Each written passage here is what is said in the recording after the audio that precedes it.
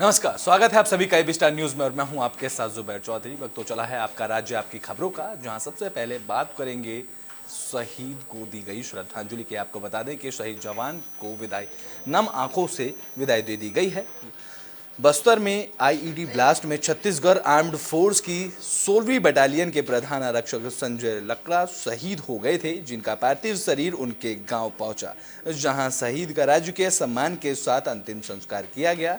शहीद जवान के अंतिम दर्शन के लिए लोगों का हुजूम उमड़ पड़ा। इस दौरान शहीद जवान को अंतिम विदाई देने के लिए विधायक विनय भगत, कलेक्टर डॉक्टर और रवि मित्तल और एसपी डी रविशंकर भी पहुंचे थे।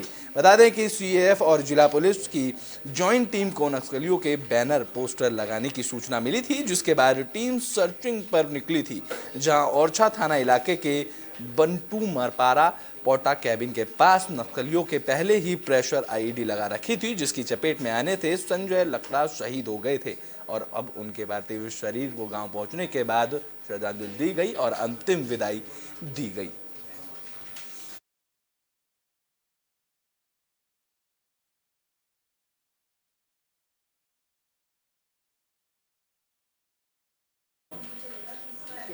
तो बुलेटिन में बात बस्तर की कर लेते हैं, जहां नक्सलियों की मुठभेड़ से टीम को से अब डीजीपी मिले हैं। बता दें कि नक्सलियों से मुठभेड़ करने वाली टीम से डीजीपी ने अपनी मुलाकात की। बस्तर रेंज के सुकमा में 25 फरवरी को नक्सलियों के साथ मुठभेड़ में 3 जवान शहीद हो गए थे। घटना के बाद डीजीपी अशोक जुनेजा बस्तर रेंज के आईजी सुंदरराजन और पी और वरिष्ठ अधिकारियों के साथ जंगरगुंडा पहुंचे, जहां उन्होंने मुठभेड़ में शामिल अधिकारियों और जवानों से मुलाकात कर मुठभेड़ से जुड़ी पूरी जानकारी ली। तो वहीं नक्सलियों को मुंह तोड़ जवाब देने वाले जवानों की जीडीपी ने बता दें कि इस दौरान उन्होंने सभी जवानों की जमकर तारीफ की जो जवान मुठभेड़ में शामिल हुए थे। उन्होंने उनसे मुलाकात की। डीजीपी ने उन लोगों की जमकर तारीफ की। इसके अलावा डीजीपी और अन्य वरिष्ठ अधिकारियों ने मुठभेड़ में शहीद जवानों के परिजनों से मुलाकात कर संवेदनाएं व्यक्त की और वीर जवानों की शहादत को नमन किया। तो वहीं डीजीपी ने शहीद जवानों के परिजनों को हर संभव मदद करने का भरोसा भी दिया है। बता दें कि बस्तर में 25 फरवरी को नक्सलियों के साथ मुठभेड़ हुई थी। इसमें 3 जवान शहीद हो गए थे। अब उनके सभी टीम से डीजीपी मिलने पहुंचे। जो टीम मुठभेड़ में शामिल थी, उस पूरी टीम से डीजीपी मिलने पहुंचे। इस दौरान उन्होंने उनके परिजनों से भी मुलाकात की। उन्होंने शहीदों के परिजनों को हर संभव मदद देने की बात भी कही।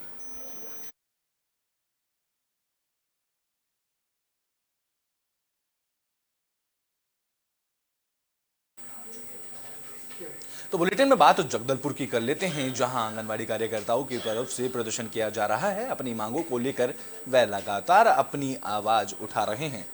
छत्तीसगढ़ में आंगनबाड़ी कार्यकर्ताओं का हल्ला बोल लगातार जारी है। बस्तर जिले के मुख्यालय जगदलपुर में 23 जनवरी से आंगनबाड़ी कार्यकर्ता हड़ताल पर बैठे हैं और अपनी 6 सूत्रीय मांगों को लेकर प्रदर्शन कर रही हैं। लंबे वक्त से प्रदर्शन कर रही आंगनबाड़ी कार्यकर्ताओं ने अब सरकार तक अपनी बात पहुंचाने के लिए नए नए कदम उठाने भी शुरू कर दिए हैं।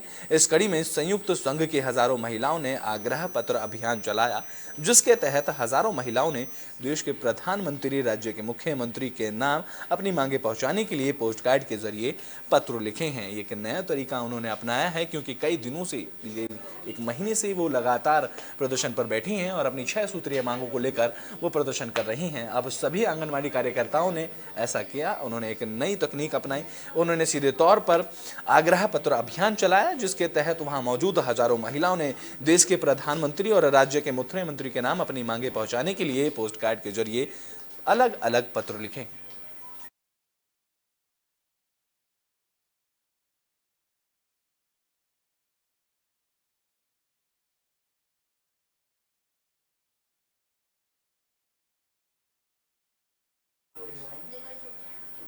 तो बुलेटिन में बात जगदलपुर की कर लेते हैं, जहां साई कॉलोनी को सील कर दिया गया है। साई कॉलोनी को पहले भी सील करने को लेकर पत्र भेजे गए थे, जो इसके बाद नोटिस भेजने के बाद अब प्रशासन ने साई कमर्शियल कॉलोनी को सील कर दिया है। जगदलपुर में तेजी से कॉलोनी और निजी मकानों का निर्माण बढ़ रहा है, जहां सस्ती जमीन के लालच में लोगों ने अवैध जमीन खरीद कर नियमों के ताक पर रखकर मकान और कॉलोनियां बना रखी हैं।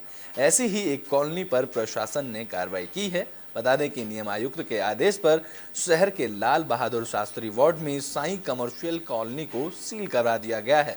दरअसल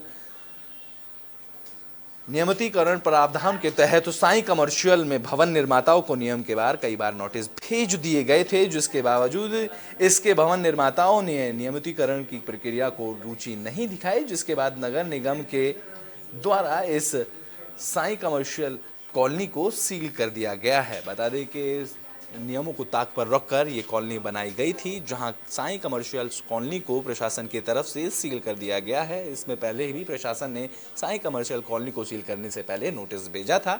नोटिस को नजरअंदाज करने वाली जनता को अब प्रशासन की तरफ से करारा जवाब मिला है, क्योंकि प्रशासन ने कॉलोनी को सील कर दिया है।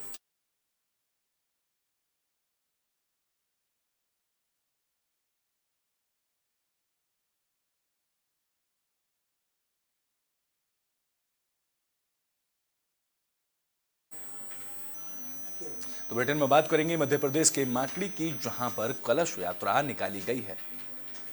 बता दें कि माकड़ी के गांव में बेडेजरापुर और माकड़ी के क्षेत्रीय साहू समाज ने वार्षिक अधिवेशन का आयोजन किया। अधिवेशन की शुरुआत में माता कर्मा के कलश यात्रा की शुरुआत से हुई, जिसमें माता कर्मा की आरती की गई। जहां अधिवेशन में कोंडा गांव जिले के साहू समाज के जनप्रतिनिधियों के साथ पूर्व मंत्री लता उड़ेसी और बड़ी संख्या में लोग मौजूद रहे।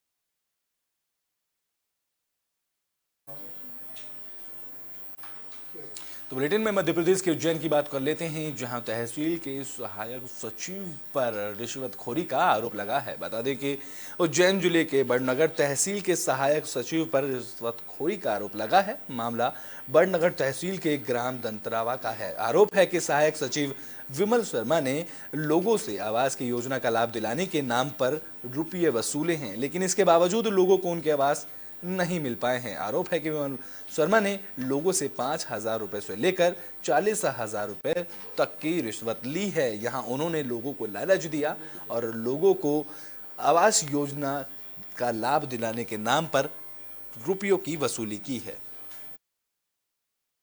पैसा लेगा सब मंत्री साहब। कौन से मंत्री ने? विमल सर। विमल शर्मा ने आपसे योजना का लाभ देने के लिए पैसे लिए? 25,000 रुपए लिए। 25,000 नहीं सर, बन्नेगढ़ जाइए। बड़नगर जाके आपने उनको 25,000 रुपए दिए? कितना समय हो गया?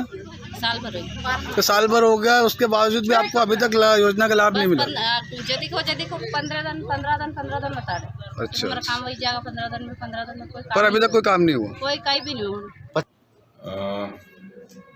दिनांक 22 फरवरी को जो है विकास यात्रा के दौरान इस तरह की शिकायतें, जब ये दातरवा गांव से जो है विकास यात्रा जा रही थी, तो इस तरह की जानकारी प्राप्त हुई है। कई शिकायत ग्रामवासियों ने की है कि उससे प्रधानमंत्री आवास में कुछ अनियमितताएं की गई हैं।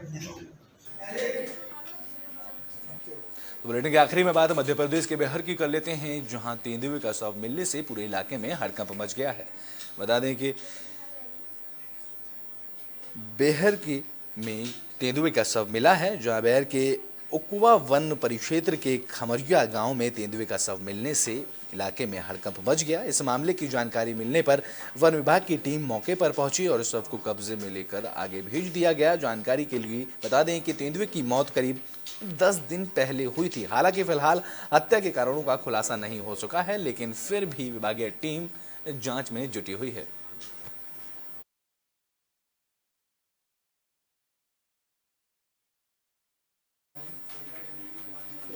आपका राज्य आपकी खबरों में अभी के लिए बस इतना ही। देश और दुनिया की तमाम खबरों के लिए देखते रहें एबी स्टार न्यूज़।